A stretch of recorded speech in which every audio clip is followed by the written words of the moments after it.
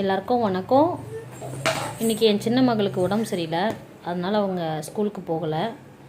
அவளுக்கு ஏதோ இன்றைக்கி தாய்ப்பொரி சாப்பிடணுன்னு ஆசையாக இருக்குன்னு சொன்னால், அதை தான் இப்போ ரெடி பண்ணிகிட்ருக்கேன். அது எப்படி வருதுன்னு கடைசியாக பார்க்கலாம் ஃப்ரெண்ட்ஸ்.